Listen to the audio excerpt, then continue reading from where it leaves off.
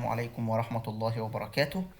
النهاردة بإذن الله تعالى هنبدأ في أول درس من دروس النصوص، وهو بعنوان سفينة نوح عليه السلام.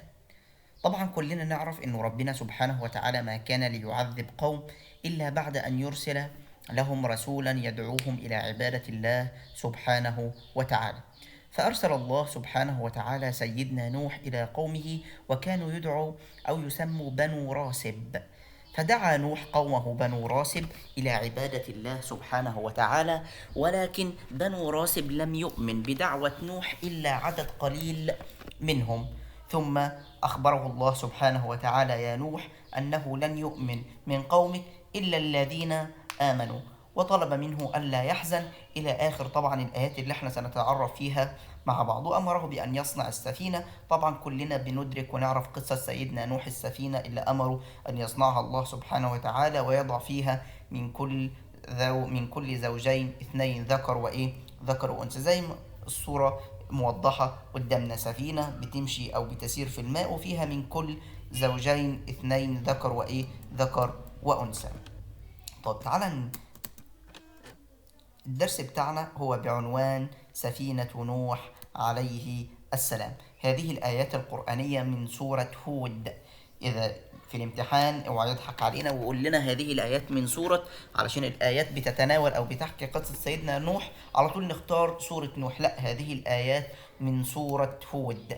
سورة هود هي سورة مكية نزلت قبل هجرة الرسول صلى الله عليه وسلم من مكة إلى المدينة، وترتيبها في المصحف السورة 11، وعدد آياتها 123 آية، 123 آية من سورة هود. نستمع إلى الآيات.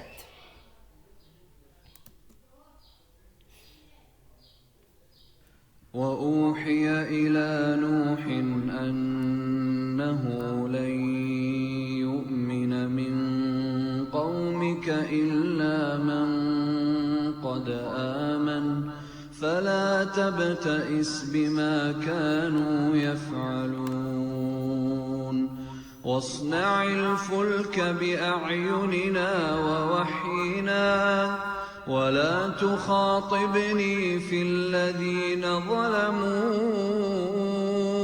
إنهم مغرقون ويصنع الفلك وكلما مر عليه ملأ من قومه سخروا منه قال إن تسخروا منا فإنا نسخر منكم كما تسخرون فسوف تعلمون من يأتيه عذاب يخزيه ويحل عليه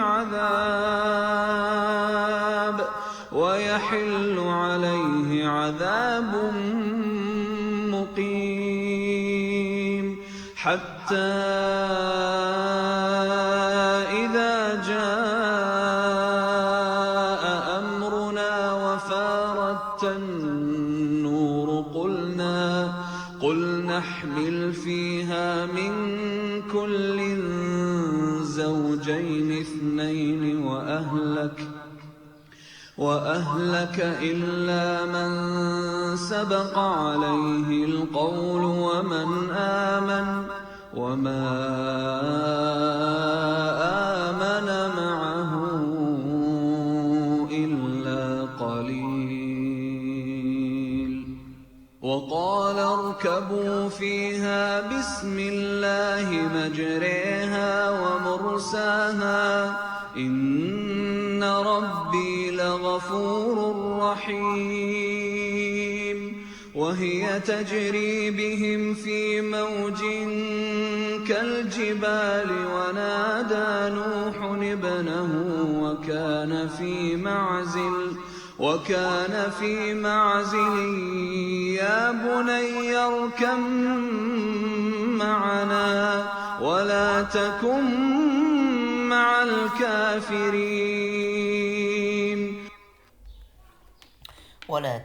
مع الكافرين. صدق الله العظيم.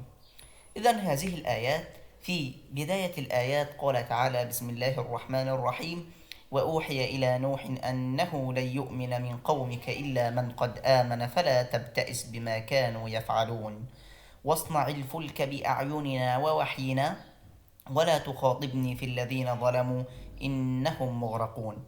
إذن الله سبحانه وتعالى أوحي أو أوحى إلى سيدنا نوح.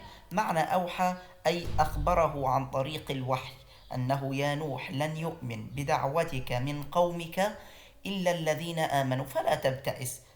تبتئس أي تحزن، ومضادها تفرح وتسعد. فربنا سبحانه وتعالى أخبر نوح بعدم إيمان من قومه إلا الذين آمنوا، ثم نهاه عن الحزن، أمره وطلب منه عدم الحزن بما كانوا يفعلون.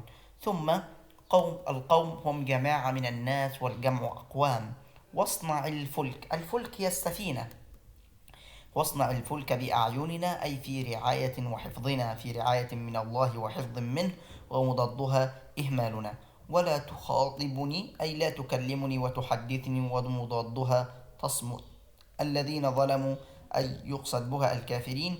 إنهم مغرقون أي إنهم هالكون، ومضادها ناجون، والمفرد مغرق. إذن الله سبحانه وتعالى أوحى إلى سيدنا نوح أنه لن يؤمن من قومك إلا الذين آمنوا فلا تحزن يا نوح بما كانوا يفعلون، وأمره بأن يصنع السفينة. وأمره أيضا ونهاه عن عدم أن لا يشفع لقومه ممن لم يؤمنوا بدعوته، ولا يطلب من الله أن يغفر لهم، لأن احنا كلنا عارفين أنه سيدنا نوح ابنه وزوجته كانوا من الكافرين ولم يؤمنوا بدعوته. يجي له سؤال يقول لي بما أوحى الله لسيدنا نوح؟ قل له أوحى إليه أنه لن يؤمن من قومه إلا الذين آمنوا. وبما أمره بأن يصنع السفينة في حفظ من الله ورعايته، ونهاه أن يخاطبه في أمر الذين ظلموا، لأن عقاب الله نافذ فيهم وهو الغرق. طبعا مظاهر الجمال أو الشرح اللي احنا نتناوله في الفقرة الأولى، أخبر الله نوح أنه لن يؤمن معه من قومه وهم بنو راسب إلا الذين آمنوا فقد انتهى أمرهم، وخصوصا لأن نوح دعا على قومه دعوة فغضب الله عليهم وعليه ألا يحزن. أوحي فعل مبني للمجهول للعلم بالفاعل. أوحي إلى نوح أنه لن يؤمن من قومك إلا من قد آمن. طبعا أسلوب قصر، وسيلته النفي والاستثناء، النفي بلن والاستثناء بإلا يفيد التخصيص والتوكيد. لا تبتئس أسلوب نهي يفيد النصح والإرشاد. اصنع أسلوب أمر يفيد أيضا النصح والإرشاد.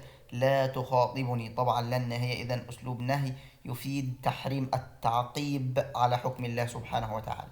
إنهم مغرقون أسلوب مؤكد بإن، وهو علاقته بما قبلها تعليل لما قبله.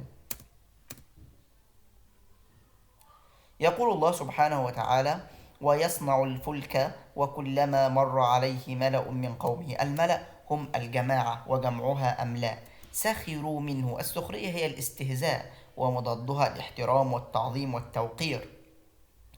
عذاب يخزيه أي يذله ويهينه، ومضادها يعزه. يحل عليه أي يجب عليه وينزل عليه ويصيبه. طبعا العذاب هو العقاب، والمضاد النعيم، والجمع عذابات وأعذبة. المقيم أي عذاب دائم، ومضادها منقطع. ماذا طلب نوح من المؤمنين؟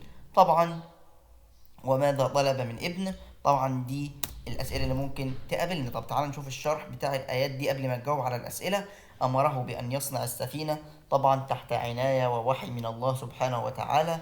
طبعا وأثناء صنع السفينة كان الكفار يسخرون من سيدنا نوح، لأنه لا توجد أنهار قريبة منهم ولا بحار. إذا فكيف تجري السفينة التي يصنعها نوح؟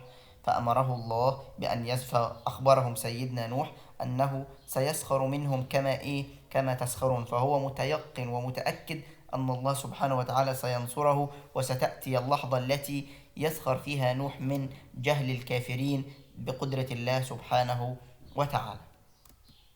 كلما طبعا أداة شرط تفيد الاستمرار، وكلمة ملأ جاءت نكرة للتحقير. فإنا نسخر منكم، ده طبعا تعبير يدل على يقين سيدنا نوح من نصر الله، وهو أسلوب مؤكد بإن. فسوف تعلمون، طبعا تعبير يدل على شدة العذاب، وتنكير كلمة عذاب للتهويل. ثم العطف بالواو يفيد التنوع والجمع بين الخزي في الدنيا والعذاب المقيم والدائم في الآخرة. ثم يقول المولى عز وجل: حتى إذا جاء أمرنا، أمرنا أي نزل عذابنا، وجمع أمر أوامر. وثار التنور، التنور هي فرن يخبز فيه، والمراد هنا نبع الماء بقوة. قل نحمل فيها من كل زوجين اثنين، يقصد بها ذكر وأنثى. وأهلك المراد بها هنا المؤمنين أو الذين آمنوا من أهل بيته، إلا من سبق عليه القول، إلا الذين حكم الله عليهم وسبق الحكم عليهم بالهلاك. والمقصود بهم هنا زوجة سيدنا نوح وابنه. ومن آمن معه وما آمن معه إلا قليل. وقال اركبوا فيها بسم الله مجريها، مجريها أي سيرها في الماء، ومرساها أي توقفها في الماء، إن ربي لغفور رحيم. طبعا وهي تجري بهم في موج كالجبال. ونادى نوح ابنه وكان في معزل، معزل أي مكان معزول بعيد، يا بني اركب معنا ولا تكن مع الكافرين. هنا السؤال: ماذا طلب سيدنا نوح من المؤمنين أو بما أمرهم؟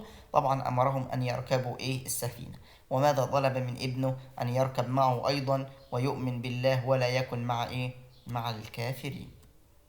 طبعا شرح الآيات دي إنه نزل عقاب الله وعذابه بقوم سيدنا نوح، وهي خروج الماء بقوة من الأرض. وأمره الله أن يضع في السفينة التي صنعها يضع المؤمنين الذين آمنوا معه من قومه، والمؤمنين الذين آمنوا من أهل بيته، ومن كل زوجين اثنين. إذن هنا السفينة كانت وسيلة لنجاة سيدنا نوح ومن معه من المؤمنين. وأمره بأن يضع من كل زوجين اثنين، طبعا لحفظ النسل وإعمار المكان الذي سترسو فيه السفينة. طبعا أمر سيدنا نوح المؤمنين أن يركبوا السفينة، وطبعا ويجب ضرورة الاستعانة بالله في كل أمر. فطبعا بسم الله تسير السفينة في الماء، وبسم الله ترسو على الشط. ثم رأى سيدنا نوح وهو في السفينة ابنه، وكان في مكان بعيد، فقال له أو طلب منه أن يركب معه السفينة ولا يكن مع الكافرين، وأن يؤمن بالله سبحانه وتعالى. ولكن ابن نوح طبعا رفض استكمالا للآيات. قال سآوي إلى جبل يعصمني من الماء، قال لا عاصم اليوم من أمر الله. طبعا سيدنا نوح طلب من ابنه أن يركب معه، ولكن ابنه أخبره أنه سيحتمي بجبل عالي سيحميه من الماء. ولكن سيدنا نوح أخبره أنه لا عاصم اليوم من أمر الله، ما فيش حاجة هتمنعك ولا تحميك من أمر مين؟ ربنا سبحانه وتعالى. ثار التنور تعبير يدل ويوحي بقوة اندفاع الماء، وفوران التنور هو إشارة وعلامة بدء الطوفان. احمل فيها أسلوب أمر للنصح والإرشاد. وما آمن معه إلا قليل أسلوب قصر، وسيلته النفي بما والاستثناء بإلا يفيد التخصيص والتوكيد. اركبوا فيها أسلوب أمر للنصح والإرشاد. تجري بهم في موج كالجبال، شبه الموج بالجبال، وده طبعا دليل على قوة الأمواج وارتفاعها. وإلى هنا نكون انتهينا من شرح درس سفينة نوح، والسلام عليكم ورحمة الله وبركاته.